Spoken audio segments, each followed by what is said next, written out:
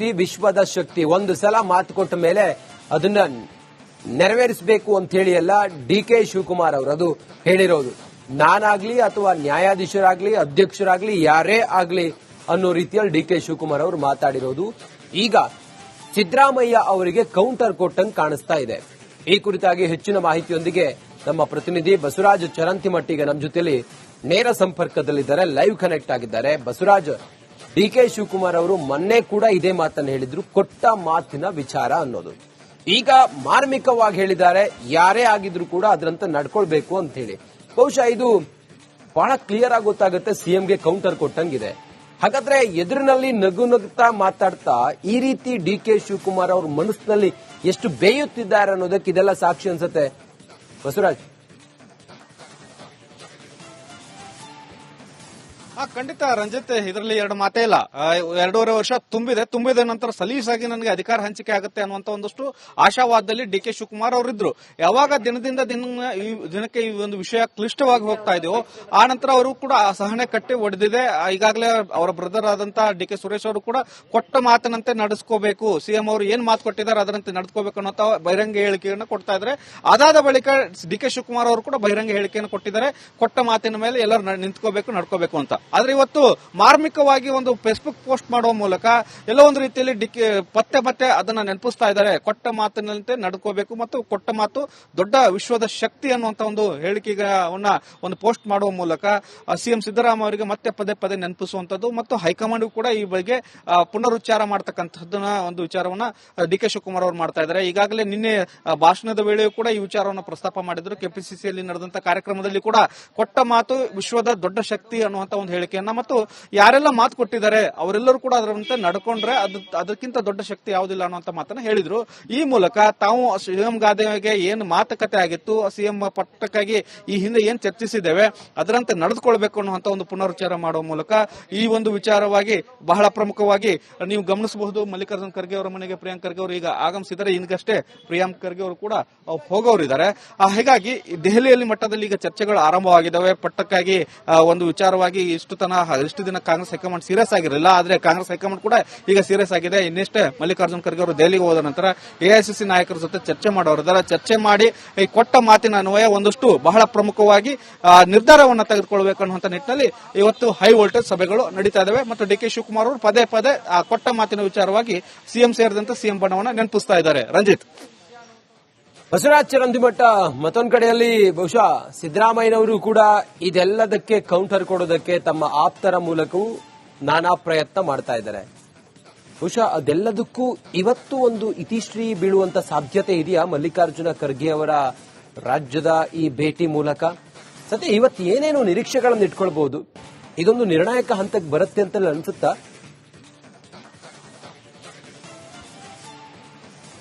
ಖಂಡಿತ ರಂಜಿತ್, ನಿರ್ಣಾಯಕ ಹಂತಕ್ಕೆ ಬರುವಂತ ನಿಟ್ಟಿನಲ್ಲಿ ಎಐಸಿಸಿ ನಾಯಕರು ಒಂದು ಸಭೆಯನ್ನ ಮಾಡ್ತಾ ಇದ್ದಾರೆ. ಯಾಕಂದ್ರೆ ವರದಿಯನ್ನ ಸಂಗ್ರಹಿಸಿಕೊಂಡು ಎಐಸಿಸಿ ಅಧ್ಯಕ್ಷರಂತ ಮಲ್ಲಿಕಾರ್ಜುನ್ ಅವರು ನಿನ್ನೆ ದೆಹಲಿಗೆ ಹೋಗಿದ್ರು, ನಿನ್ನೆ ಸಂಜೆ ವಾಪಸ್ ಬಂದಿದ್ದಾರೆ. ಮತ್ತೆ ಇವತ್ತು ದೆಹಲಿಗೆ ಹೋಗ್ತಾ ಇದ್ದಾರೆ.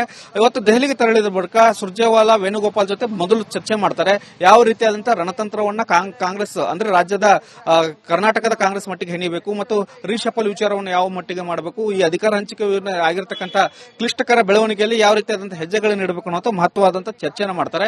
ಇದಾದ ಬಳಿಕ ಮೂವರು ಸೇರಿಕೊಂಡು ರಾಹುಲ್ ಗಾಂಧಿ ಅವರ ಜೊತೆ ಚರ್ಚೆ ಮಾಡ್ತಾರೆ. ಆ ಸಂದರ್ಭದಲ್ಲಿ ಸೋನಿಯಾ ಗಾಂಧಿ ಅವರು ಇರ್ತಾರೆ ಅನ್ನುವಂತ ಮಾಹಿತಿಗಳಿದಾವೆ.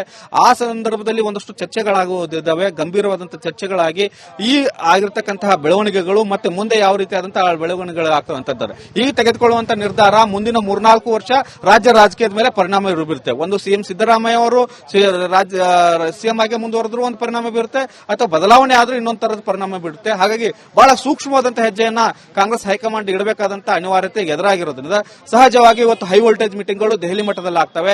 ಆ ಬಳಿಕ ಈ ವಾರಾಂತ್ಯದಲ್ಲಿ ಸಿಎಂ ಅಂದ್ರೆ ಡಿಸಿಎಂ ಅವರನ್ನ ಕರೆಸಿಕೊಂಡು ದೆಹಲಿ ನಾಯಕರು ಒಂದು ಚರ್ಚೆ ಮಾಡೋರಿದ್ದಾರೆ. ಒಂದಷ್ಟು ಅವರಿಗೆ ಸಂಧಾನ ಸೂತ್ರದ ಮಾತುಕತೆಗಳನ್ನು ನಡೆಸೋರಿದ್ದಾರೆ. ಸದ್ಯಕ್ಕೆ ಇಂತಿಂತ ಬೆಳವಣಿಗೆಗಳಿದ್ದಾವೆ, ಯಥಾಸ್ಥಿತಿಯನ್ನು ಕಾಪಾಡಿಕೊಳ್ಳಿ, ನಾವು ತೀರ್ಮಾನ ಮಾಡೋಣ ಅನ್ನುವಂತ ಲೆಕ್ಕಾಚಾರದಲ್ಲಿ ದೊಡ್ಡ ಮಟ್ಟದ ಬೆಳವಣಿಗೆಗಳು 2-3 ದಿನಗಳಲ್ಲಿ ಆಗೋರಿದ್ದಾವೆ. ಒಂದು ಅಧಿಕಾರ ಹಂಚಿಕೆ ವಿಚಾರವಾಗಿ ಆದರೂ ದೊಡ್ಡ ಮಟ್ಟದ ನಿರ್ಧಾರಗಳಾಗಬಹುದು. ಇಲ್ಲದೆ ಹೋದ್ರೆ ಯಥಾಸ್ಥಿತಿ ಕಾಪಾಡಿಕೊಳ್ಳುವಂತ ನಿಟ್ಟಿನಲ್ಲಿ ಕಟ್ಟುನಿಟ್ಟಿನ ಸೂಚನೆ ಕೊಡುವಂತದ್ದು ಮತ್ತು ಮುಂದೆ ಹೈಕಮಾಂಡ್ ನಿರ್ಧಾರ ಮಾಡುತ್ತೆ ಅಲ್ಲಿವರೆಗೂ ಕೂಡ ಯಾರು ಮಾತನಾಡುವುದು ಬೇಡ, ನಾವು ಖಂಡಿತವಾಗಿ ನಿಮ್ಮನ್ನ ಗಮನಿಸ್ತಾ ಇದ್ದೇವೆ, ಖಂಡಿತವಾಗಿ ನಿರ್ಧಾರ ಮಾಡ್ತೇವೆ ಅನ್ನುವಂತ ಒಂದಷ್ಟು ಸೂಚನೆಗಳನ್ನ ಕಾಂಗ್ರೆಸ್ ಹೈಕಮಾಂಡ್ ಕೊಡುವಂತ ಲಕ್ಷಣಗಳು ಸದ್ಯದ ಮಟ್ಟಿಗೆ ಕಾಣಿಸ್ತಾ ಇದಾವೆ. ರಂಜಿತ್, ಓಕೆ, ಥ್ಯಾಂಕ್ ಯು ನಿಮ್ಮೆಲ್ಲ ಮಾಹಿತಿಗಾಗಿ ಬಸವರಾಜ್. ವಿಶ್ವದ ಶಕ್ತಿ ಒಂದು ಸಲ ಮಾತು ಕೊಟ್ಟ ಮೇಲೆ ಅದನ್ನ ನೆರವೇರಿಸಬೇಕು ಅಂತ ಹೇಳಿ ಎಲ್ಲ ಡಿ.ಕೆ. ಶಿವಕುಮಾರ್ ಅವರು ಅದು ಹೇಳಿರೋದು. ನಾನಾಗ್ಲಿ ಅಥವಾ ನ್ಯಾಯಾಧೀಶರಾಗ್ಲಿ ಅಧ್ಯಕ್ಷರಾಗ್ಲಿ ಯಾರೇ ಆಗ್ಲಿ ಅನ್ನೋ ರೀತಿಯಲ್ಲಿ ಡಿ.ಕೆ. ಶಿವಕುಮಾರ್ ಅವರು ಮಾತಾಡಿರೋದು ಈಗ ಸಿದ್ದರಾಮಯ್ಯ ಅವರಿಗೆ ಕೌಂಟರ್ ಕೊಟ್ಟಂಗೆ ಕಾಣಿಸ್ತಾ ಇದೆ. ಈ ಕುರಿತಾಗಿ ಹೆಚ್ಚಿನ ಮಾಹಿತಿಯೊಂದಿಗೆ ನಮ್ಮ ಪ್ರತಿನಿಧಿ ಬಸವರಾಜ್ ಚರಂತಿಮಟ್ಟಿ ಈಗ ನಮ್ಮ ಜೊತೆಲಿ ನೇರ ಸಂಪರ್ಕದಲ್ಲಿದ್ದಾರೆ, ಲೈವ್ ಕನೆಕ್ಟ್ ಆಗಿದ್ದಾರೆ. ಬಸವರಾಜ್, ಡಿ.ಕೆ. ಶಿವಕುಮಾರ್ ಅವರು ಮೊನ್ನೆ ಕೂಡ ಇದೇ ಮಾತನ್ನು ಹೇಳಿದ್ರು, ಕೊಟ್ಟ ಮಾತಿನ ವಿಚಾರ ಅನ್ನೋದು. ಈಗ ಮಾರ್ಮಿಕವಾಗಿ ಹೇಳಿದ್ದಾರೆ, ಯಾರೇ ಆಗಿದ್ರು ಕೂಡ ಅದರಂತೆ ನಡ್ಕೊಳ್ಬೇಕು ಅಂತ ಹೇಳಿ. ಬಹುಶಃ ಇದು ಬಹಳ ಕ್ಲಿಯರ್ ಆಗಿ ಗೊತ್ತಾಗುತ್ತೆ, ಸಿಎಂಗೆ ಕೌಂಟರ್ ಕೊಟ್ಟಂಗಿದೆ. ಹಾಗಾದ್ರೆ ಎದುರಿನಲ್ಲಿ ನಗು ನಗುತ್ತಾ ಮಾತಾಡ್ತಾ ಈ ರೀತಿ ಡಿ.ಕೆ. ಶಿವಕುಮಾರ್ ಅವ್ರ ಮನಸ್ಸಿನಲ್ಲಿ ಎಷ್ಟು ಬೇಯುತ್ತಿದ್ದಾರೆ ಅನ್ನೋದಕ್ಕೆ ಇದೆಲ್ಲ ಸಾಕ್ಷಿ ಅನ್ಸುತ್ತೆ ಬಸವರಾಜ್. ಖಂಡಿತ ರಂಜಿತ್, ಇದರಲ್ಲಿ ಎರಡು ಮಾತೇ ಇಲ್ಲ. 2.5 ವರ್ಷ ತುಂಬಿದ ನಂತರ ಸಲೀಸಾಗಿ ನನಗೆ ಅಧಿಕಾರ ಹಂಚಿಕೆ ಆಗುತ್ತೆ ಅನ್ನುವಂತ ಒಂದಷ್ಟು ಆಶಾವಾದದಲ್ಲಿ ಡಿ.ಕೆ. ಶಿವಕುಮಾರ್ ಅವರಿದ್ರು. ಯಾವಾಗ ದಿನಕ್ಕೆ ಈ ಒಂದು ವಿಷಯ ಕ್ಲಿಷ್ಟವಾಗಿ ಹೋಗ್ತಾ ಇದೆಯೋ ಆ ನಂತರ ಅವರು ಕೂಡ ಸಹನೆ ಕಟ್ಟಿ ಒಡೆದಿದೆ. ಈಗಾಗಲೇ ಅವರ ಬ್ರದರ್ ಆದಂತ ಡಿ.ಕೆ. ಸುರೇಶ್ ಅವರು ಕೂಡ ಕೊಟ್ಟ ಮಾತಿನಂತೆ ನಡೆಸ್ಕೋಬೇಕು, ಸಿಎಂ ಅವರು ಏನ್ ಮಾತು ಕೊಟ್ಟಿದ್ದಾರೆ ಅದರಂತೆ ನಡೆಸ್ಕೋಬೇಕು ಅನ್ನೋ ಬಹಿರಂಗ ಹೇಳಿಕೆಯನ್ನು ಕೊಡ್ತಾ ಇದ್ದಾರೆ. ಅದಾದ ಬಳಿಕ ಡಿ.ಕೆ. ಶಿವಕುಮಾರ್ ಅವರು ಕೂಡ ಬಹಿರಂಗ ಹೇಳಿಕೆಯನ್ನು ಕೊಟ್ಟಿದ್ದಾರೆ, ಕೊಟ್ಟ ಮಾತಿನ ಮೇಲೆ ಎಲ್ಲರೂ ನಿಂತ್ಕೋಬೇಕು, ನಡ್ಕೋಬೇಕು ಅಂತ. ಆದ್ರೆ ಇವತ್ತು ಮಾರ್ಮಿಕವಾಗಿ ಒಂದು ಫೇಸ್ಬುಕ್ ಪೋಸ್ಟ್ ಮಾಡುವ ಮೂಲಕ ಎಲ್ಲೋ ಒಂದು ರೀತಿಯಲ್ಲಿ ಪತ್ತೆ ಅದನ್ನ ನೆನಪಿಸ್ತಾ ಇದ್ದಾರೆ. ಕೊಟ್ಟ ಮಾತಿನಂತೆ ನಡ್ಕೋಬೇಕು ಮತ್ತು ಕೊಟ್ಟ ಮಾತು ದೊಡ್ಡ ವಿಶ್ವದ ಶಕ್ತಿ ಅನ್ನುವಂತ ಒಂದು ಹೇಳಿಕೆಗಳನ್ನ ಒಂದು ಪೋಸ್ಟ್ ಮಾಡುವ ಮೂಲಕ ಸಿಎಂ ಸಿದ್ದರಾಮಯ್ಯ ಅವರಿಗೆ ಮತ್ತೆ ಪದೇ ನೆನಪಿಸುವಂತದ್ದು ಮತ್ತು ಹೈಕಮಾಂಡ್ ಕೂಡ ಈ ಬಗ್ಗೆ ಪುನರುಚ್ಚಾರ ಮಾಡತಕ್ಕಂಥದ್ದನ್ನ ಒಂದು ವಿಚಾರವನ್ನ ಡಿ.ಕೆ. ಶಿವಕುಮಾರ್ ಅವರು ಮಾಡ್ತಾ ಇದ್ದಾರೆ. ಈಗಾಗಲೇ ನಿನ್ನೆ ಭಾಷಣದ ವೇಳೆಯೂ ಕೂಡ ಈ ವಿಚಾರವನ್ನು ಪ್ರಸ್ತಾಪ ಮಾಡಿದ್ರು. ಕೆಪಿಸಿಸಿಯಲ್ಲಿ ನಡೆದಂತ ಕಾರ್ಯಕ್ರಮದಲ್ಲಿ ಕೂಡ ಕೊಟ್ಟ ಮಾತು ವಿಶ್ವದ ದೊಡ್ಡ ಶಕ್ತಿ ಅನ್ನುವಂತ ಒಂದು ಹೇಳಿಕೆಯನ್ನ ಮತ್ತು ಯಾರೆಲ್ಲ ಮಾತು ಕೊಟ್ಟಿದ್ದಾರೆ ಅವರೆಲ್ಲರೂ ಕೂಡ ಅದರಂತೆ ನಡ್ಕೊಂಡ್ರೆ ಅದಕ್ಕಿಂತ ದೊಡ್ಡ ಶಕ್ತಿ ಯಾವುದಿಲ್ಲ ಅನ್ನುವಂತ ಮಾತನ್ನ ಹೇಳಿದ್ರು. ಈ ಮೂಲಕ ತಾವು ಸಿಎಂ ಗಾದೆಗೆ ಏನು ಮಾತುಕತೆ ಆಗಿತ್ತು, ಸಿಎಂ ಪಟ್ಟಕ್ಕಾಗಿ ಈ ಹಿಂದೆ ಏನ್ ಚರ್ಚಿಸಿದ್ದೇವೆ ಅದರಂತೆ ನಡೆದುಕೊಳ್ಬೇಕು ಅನ್ನುವಂತ ಒಂದು ಪುನರುಚ್ಚಾರ ಮಾಡುವ ಮೂಲಕ ಈ ಒಂದು ವಿಚಾರವಾಗಿ ಬಹಳ ಪ್ರಮುಖವಾಗಿ ನೀವು ಗಮನಿಸಬಹುದು. ಮಲ್ಲಿಕಾರ್ಜುನ್ ಖರ್ಗೆ ಅವರ ಮನೆಗೆ ಪ್ರಿಯಾಂಕ್ ಖರ್ಗೆ ಅವರು ಈಗ ಆಗಮಿಸಿದ್ದಾರೆ. ಈಗಷ್ಟೇ ಪ್ರಿಯಾಂಕ್ ಖರ್ಗೆ ಅವರು ಕೂಡ ಹೋಗೋರಿದ್ದಾರೆ. ಹೀಗಾಗಿ ದೆಹಲಿಯಲ್ಲಿ ಮಟ್ಟದಲ್ಲಿ ಈಗ ಚರ್ಚೆಗಳು ಆರಂಭವಾಗಿದ್ದಾವೆ. ಪಟ್ಟಕ್ಕಾಗಿ ಒಂದು ವಿಚಾರವಾಗಿ ಇಷ್ಟು ದಿನ ಕಾಂಗ್ರೆಸ್ ಹೈಕಮಾಂಡ್ ಸೀರಿಯಸ್ ಆಗಿರಲಿಲ್ಲ, ಆದ್ರೆ ಕಾಂಗ್ರೆಸ್ ಹೈಕಮಾಂಡ್ ಕೂಡ ಈಗ ಸೀರಿಯಸ್ ಆಗಿದೆ. ಇನ್ನಷ್ಟೇ ಮಲ್ಲಿಕಾರ್ಜುನ್ ಖರ್ಗೆ ಅವರು ದೆಹಲಿಗೆ ಹೋದ ನಂತರ ಎಐಸಿಸಿ ನಾಯಕರ ಜೊತೆ ಚರ್ಚೆ ಮಾಡೋರಿದ್ದಾರೆ. ಚರ್ಚೆ ಮಾಡಿ ಈ ಕೊಟ್ಟ ಮಾತಿನ ಅನ್ವಯ ಒಂದಷ್ಟು ಬಹಳ ಪ್ರಮುಖವಾಗಿ ನಿರ್ಧಾರವನ್ನು ತೆಗೆದುಕೊಳ್ಳಬೇಕು ಅನ್ನುವಂತ ನಿಟ್ಟಿನಲ್ಲಿ ಇವತ್ತು ಹೈ ವೋಲ್ಟೇಜ್ ಸಭೆಗಳು ನಡೀತಾ ಇದಾವೆ ಮತ್ತು ಡಿ.ಕೆ. ಶಿವಕುಮಾರ್ ಅವರು ಪದೇ ಆ ಕೊಟ್ಟ ಮಾತಿನ ವಿಚಾರವಾಗಿ ಸಿಎಂ ಸೇರಿದಂತೆ ಸಿಎಂ ಬಣ್ಣವನ್ನು ನೆನಪಿಸ್ತಾ ಇದ್ದಾರೆ. ರಂಜಿತ್, ಬಸವರಾಜ್ ಚರಂತಿಮಠ, ಮತ್ತೊಂದು ಕಡೆಯಲ್ಲಿ ಬಹುಶಃ ಸಿದ್ದರಾಮಯ್ಯನವರು ಕೂಡ ಇದೆಲ್ಲದಕ್ಕೆ ಕೌಂಟರ್ ಕೊಡೋದಕ್ಕೆ ತಮ್ಮ ಆಪ್ತರ ಮೂಲಕವೂ ನಾನಾ ಪ್ರಯತ್ನ ಮಾಡ್ತಾ ಇದ್ದಾರೆ. ಬಹುಶಃ ಅದೆಲ್ಲದಕ್ಕೂ ಇವತ್ತು ಒಂದು ಇತಿಶ್ರೀ ಬೀಳುವಂತ ಸಾಧ್ಯತೆ ಇದೆಯಾ ಮಲ್ಲಿಕಾರ್ಜುನ ಖರ್ಗೆ ಅವರ ರಾಜ್ಯದ ಈ ಭೇಟಿ ಮೂಲಕ? ಸದ್ಯ ಇವತ್ತು ಏನೇನು ನಿರೀಕ್ಷೆಗಳನ್ನು ಇಟ್ಕೊಳ್ಬಹುದು, ಇದೊಂದು ನಿರ್ಣಾಯಕ ಹಂತಕ್ಕೆ ಬರುತ್ತೆ ಅಂತ ಅನ್ಸುತ್ತಾ?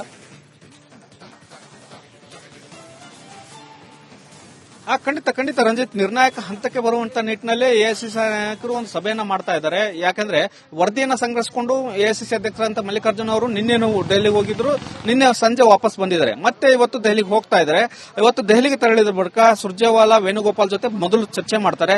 ಯಾವ ರೀತಿಯಾದಂತಹ ರಣತಂತ್ರವನ್ನ ಕಾಂಗ್ರೆಸ್ ಅಂದ್ರೆ ರಾಜ್ಯದ ಕರ್ನಾಟಕದ ಕಾಂಗ್ರೆಸ್ ಮಟ್ಟಿಗೆ ಹೆಣಿಬೇಕು ಮತ್ತು ರೀಶಫಲ್ ವಿಚಾರವನ್ನು ಯಾವ ಮಟ್ಟಿಗೆ ಮಾಡಬೇಕು, ಈ ಅಧಿಕಾರ ಹಂಚಿಕೆ ಆಗಿರತಕ್ಕಂಥ ಕ್ಲಿಷ್ಟಕರ ಬೆಳವಣಿಗೆಯಲ್ಲಿ ಯಾವ ರೀತಿಯಾದಂತಹ ಹೆಜ್ಜೆಗಳನ್ನು ಇಡಬೇಕು ಅನ್ನೋ ಮಹತ್ವವಾದ ಚರ್ಚೆನ ಮಾಡ್ತಾರೆ. ಇದಾದ ಬಳಿಕ ಮೂವರು ಸೇರ್ಕೊಂಡು ರಾಹುಲ್ ಗಾಂಧಿ ಅವರ ಜೊತೆ ಚರ್ಚೆ ಮಾಡ್ತಾರೆ. ಆ ಸಂದರ್ಭದಲ್ಲಿ ಸೋನಿಯಾ ಗಾಂಧಿ ಅವರು ಇರ್ತಾರೆ ಅನ್ನುವಂತ ಮಾಹಿತಿಗಳಿದಾವೆ. ಆ ಸಂದರ್ಭದಲ್ಲಿ ಒಂದಷ್ಟು ಚರ್ಚೆಗಳಾಗುವುದಿದ್ದಾವೆ, ಗಂಭೀರವಾದಂತಹ ಚರ್ಚೆಗಳಾಗಿ ಈ ಆಗಿರತಕ್ಕಂತಹ ಬೆಳವಣಿಗೆಗಳು ಮತ್ತೆ ಮುಂದೆ ಯಾವ ರೀತಿಯಾದಂತಹ ಬೆಳವಣಿಗೆಗಳಾಗ್ತವಂತದ್ದು ಈಗ ತೆಗೆದುಕೊಳ್ಳುವಂತಹ ನಿರ್ಧಾರ ಮುಂದಿನ 3-4 ವರ್ಷ ರಾಜ್ಯ ರಾಜಕೀಯದ ಮೇಲೆ ಪರಿಣಾಮ ಬೀರುತ್ತೆ. ಒಂದು ಸಿಎಂ ಸಿದ್ದರಾಮಯ್ಯ ಅವರು ಸಿಎಂ ಆಗಿ ಮುಂದುವರೆದ್ರು ಒಂದು ಪರಿಣಾಮ ಬೀರುತ್ತೆ, ಅಥವಾ ಬದಲಾವಣೆ ಆದ್ರೂ ಇನ್ನೊಂದು ತರದ ಪರಿಣಾಮ ಬೀರುತ್ತೆ. ಹಾಗಾಗಿ ಬಹಳ ಸೂಕ್ಷ್ಮವಾದಂತಹ ಹೆಜ್ಜೆಯನ್ನ ಕಾಂಗ್ರೆಸ್ ಹೈಕಮಾಂಡ್ ಇಡಬೇಕಾದಂತ ಅನಿವಾರ್ಯತೆ ಎದುರಾಗಿರೋದ್ರಿಂದ ಸಹಜವಾಗಿ ಇವತ್ತು ಹೈ ವೋಲ್ಟೇಜ್ ಮೀಟಿಂಗ್ಗಳು ದೆಹಲಿ ಮಟ್ಟದಲ್ಲಿ ಆಗ್ತವೆ. ಆ ಬಳಿಕ ಈ ವಾರಾಂತ್ಯದಲ್ಲಿ ಸಿಎಂ ಅಂದ್ರೆ ಡಿಸಿಎಂ ಅವರನ್ನ ಕರೆಸಿಕೊಂಡು ದೆಹಲಿ ನಾಯಕರು ಒಂದು ಚರ್ಚೆ ಮಾಡೋರಿದ್ದಾರೆ. ಒಂದಷ್ಟು ಅವರಿಗೆ ಸಂಧಾನ ಸೂತ್ರದ ಮಾತುಕತೆಗಳನ್ನು ನಡೆಸೋರಿದ್ದಾರೆ. ಸದ್ಯಕ್ಕೆ ಇಂತಿಂತ ಬೆಳವಣಿಗೆಗಳಿದ್ದಾವೆ, ಯಥಾಸ್ಥಿತಿಯನ್ನ ಕಾಪಾಡಿಕೊಳ್ಳಿ, ನಾವು ತೀರ್ಮಾನ ಮಾಡೋಣ ಅನ್ನುವಂತ ಲೆಕ್ಕಾಚಾರದಲ್ಲಿ ದೊಡ್ಡ ಮಟ್ಟದ ಬೆಳವಣಿಗೆಗಳು 2-3 ದಿನಗಳಲ್ಲಿ ಆಗೋರಿದ್ದಾವೆ. ಒಂದು ಅಧಿಕಾರ ಹಂಚಿಕೆ ವಿಚಾರವಾಗಿ ಆದರೂ ದೊಡ್ಡ ಮಟ್ಟದ ನಿರ್ಧಾರಗಳಾಗಬಹುದು. ಇಲ್ಲದೆ ಹೋದ್ರೆ ಯಥಾಸ್ಥಿತಿ ಕಾಪಾಡಿಕೊಳ್ಳುವಂತ ನಿಟ್ಟಿನಲ್ಲಿ ಕಟ್ಟುನಿಟ್ಟಿನ ಸೂಚನೆ ಕೊಡುವಂತದ್ದು ಮತ್ತು ಮುಂದೆ ಹೈಕಮಾಂಡ್ ನಿರ್ಧಾರ ಮಾಡುತ್ತೆ. ಅಲ್ಲಿವರೆಗೂ ಕೂಡ ಯಾರು ಮಾತನಾಡೋದು ಬೇಡ, ನಾವು ಖಂಡಿತವಾಗಿ ನಿಮ್ಮನ್ನ ಗಮನಿಸ್ತಾ ಇದ್ದೇವೆ, ಖಂಡಿತವಾಗಿ ನಿರ್ಧಾರ ಮಾಡ್ತೇವೆ ಅನ್ನುವಂತ ಒಂದಷ್ಟು ಸೂಚನೆಗಳನ್ನ ಕಾಂಗ್ರೆಸ್ ಹೈಕಮಾಂಡ್ ಕೊಡುವಂತ ಲಕ್ಷಣಗಳು ಸದ್ಯದ ಮಟ್ಟಿಗೆ ಕಾಣಿಸ್ತಾ ಇದ್ದಾವೆ. ರಂಜಿತ್, ಓಕೆ, ಥ್ಯಾಂಕ್ ಯು ನಿಮ್ಮೆಲ್ಲ ಮಾಹಿತಿಗಾಗಿ ಬಸವರಾಜ್.